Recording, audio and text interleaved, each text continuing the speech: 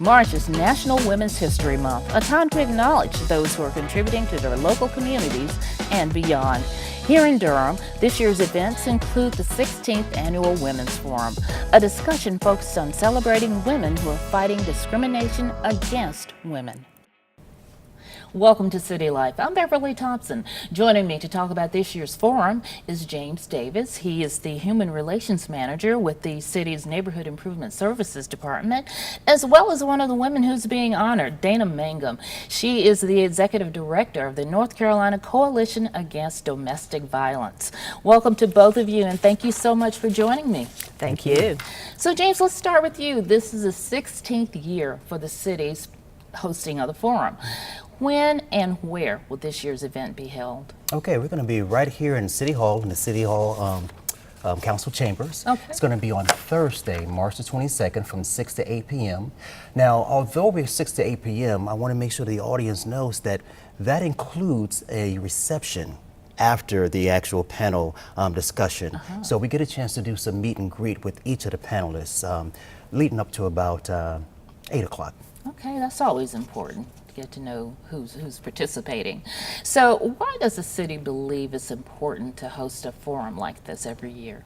Well, the city believes that it's important to honor, we hear diversity and inclusion as catchphrases, and we hear equity also as a catchphrase, but when we do something that shows that we value people that are we say underrepresented, but I say under-championed, then that just shows that we acknowledge accomplishments, that we value the person for not only who they are, but what they've done and the contributions they've made to the city or even just to their neighborhood. Right. Okay, so this forum is an opportunity for us to honor our local champions.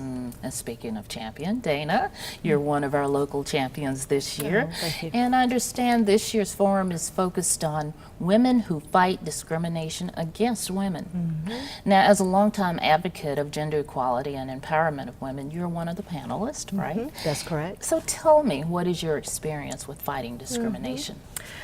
Well, I started early in my career working in healthcare and doing actual caregiving. I did research around women's issues and also worked in private industry where we talked a lot about women's products and worked a lot with women with a lot of the services that we offered. In the recent part of my career, I've been working in nonprofits. So I was at the Duke Center for Health Policy and Inequity Research. And I was the executive director of the North Carolina Community AIDS Fund. And we worked a lot with women in the South because that is a group of women where the prevalence of HIV is on the rise. And worked with UN Women, and with that we mainly did national policy work. And my current position is with the North Carolina Coalition Against Domestic Violence, where we do a lot of programs and training and policy work as well to protect victims and to be able to hold perpetrators accountable. Okay, so Dana, based on your experience and your background, how do you define discrimination? The way I define discrimination is a distinction between being for or against somebody or something based on a group that they're associated with and not really on their individual merit. And you see discrimination, common, I think, groups and ways that people are discriminated against is with religion, with race, with gender. It plays out fairly publicly with sexual harassment. We've seen a lot of that in the Me Too campaign, as well as we've also seen many instances of pay inequality, as well as even pregnancy discrimination too. Interesting. Now, James, I know the theme of this year's forum actually mirrors the National Women's History Month theme as well for the month. And why do you think is relevant for Durham? Well, discrimination is everywhere. Okay, so yes, it is the national theme, and I think it's really good that we follow or go with the flow of what the national theme is. Now, Durham is a little unique because it is one of the leaders in the country with regards to such things as gender wage equity. Okay, so some reports show that we're right at the top.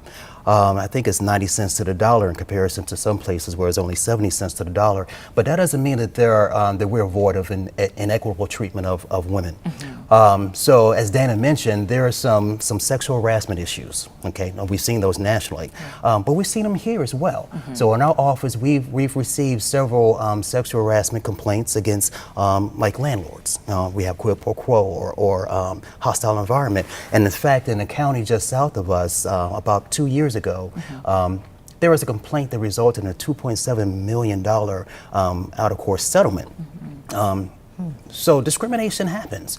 And so we know the phrase that Dr. King said, injustice anywhere is a threat to justice everywhere. Right. And sexual harassment, gender inequality, those are injustices. So they may be on a national scale with regards to how we celebrate National Women's History Month, but there are still some local issues that we have to address right here in Durham.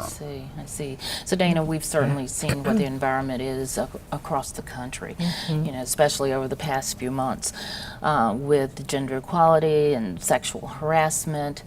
Do you believe that overall discrimination against women is still prevalent in the workplace and let's just say society in general? Yes, I certainly do. I mean, I would say in the United States that any kind of power is bestowed on men by default. And in 2017, the Robert Wood Johnson Foundation, as well as the Harvard School of Public Health, did a poll. And they reached out to hundreds of women, and women in every ethnic group, of every race, of any kind of identifying group, all said that they had experienced some type of discrimination in their lifetime, whether it be through education, employment, housing. Also, what was that number again? There were hundreds of women, and all of them said wow. that they had experienced some form of discrimination. And in all these different areas, the military, government, with law enforcement, and even in the healthcare system, women were hesitant to go into the healthcare system because they were afraid of discrimination. So in my field of intimate partner violence, we believe that this is troublesome information because in society, if there is discrimination, we think that is the root cause of domestic violence or intimate partner violence. Because if a society thinks it's okay to have a power and control dynamic, then people learn to have a power control dynamic within their relationships. And so in our coalition, we, along with the programs and trainings that we do, we also do work to address some of the societal problems and partner with a lot of social justice groups to be able to do that. So Dana, do you think having conversations about discrimination are important, especially in these times that we live in, and just with this forum? What do you hope people are going to get out of it? I think it is important. I think conversations also need to be coupled, though, with calling things out and people feeling comfortable that they can call discrimination out, and then accountability. And what I hope people will get from this forum is hearing women who have been very successful in working in an atmosphere where there is discrimination and how they've addressed it, and also how they've just become successful in their own right in doing what they've done. Okay, so James, I know you have two other panelists participating in the forum and a moderator. Tell us a little bit about who they are and why they're a part of this year's forum. Okay, so we also have Dr. Beverly. She's right here in Durham, but she is nationally recognized for her work that she does with regards to discrimination against women. And she also talks a lot about what I like to call the complex of complexion. So women who may deal with the issues of their skin tone. And we also have the chair of the Board of County Commissioners, Wendy Jacobs, is going to be here. Now she's been on our panel before, but I believe she brings some more value with regards to the way that she is able to ascend to a certain level within local government, something that we don't always see women do. So I believe that she'll be a great proponent of equity, gender equity with regards to government, elected officials. And then, our moderator is excellent, Ms. Hilda Gurdian. She came to the United States a few decades ago from Venezuela, and since then she's built a great company that you may know of, La Noticia. So that is a Spanish newspaper. Right. And the way that she performed in building that company has garnered her the recognition to be one of the top 50 most powerful people in the Charlotte area, which is where her company is based. Okay, sounds really interesting. And people really should come out. I know the forum, as a reminder to our viewers, is 6 to 8 p.m. on Thursday, March 22nd. And it will be right here in Council Chambers. So we want them to come on out. So who is able to attend, and does it cost anything? Oh, it's free. Free and open to the public. So anyone who wants to attend, please come out. We don't want to make sure that there's a room full of women. This is a women's forum. But we want to make sure we get men out as well. And why is that? And why is that? Because men have to be champions for women's equity. In any struggle in history where one class of people were not receiving equitable treatment, it took a different class, a more culturally acceptable class, or the majority class, to help usher that fight for equity forward. So we as men, we need to be there. The young people need to be there as well at the forum, okay, so we can continue to carry that mantle generations to come. And I was going to ask Dana, why do you think it's important that men and women attend this forum? I think, what James was saying is very true, to speak out against bad behavior. Also, I think it's a good opportunity for people, for men especially, to check, their own behavior and think about, am I addressing things the way that should be, where I'm not displaying bad behavior myself? And also, I've had some men ask me, how can I be part of the movement without seeming like I'm disingenuous? And so I'm hoping that there's going to be some discussion about that, where men can walk away with some ideas about how to get more involved. Sounds exciting. Oh man, that sounds good. So James, how can people find out more about this year's forum that you haven't already told them? Well, you can register for the forum. We're actually going to have a catered reception, so we want people to RSVP so we can be prepared to serve them.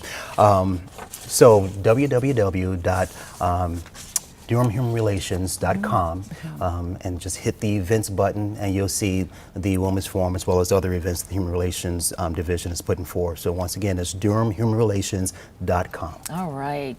Anything else you'd like to add?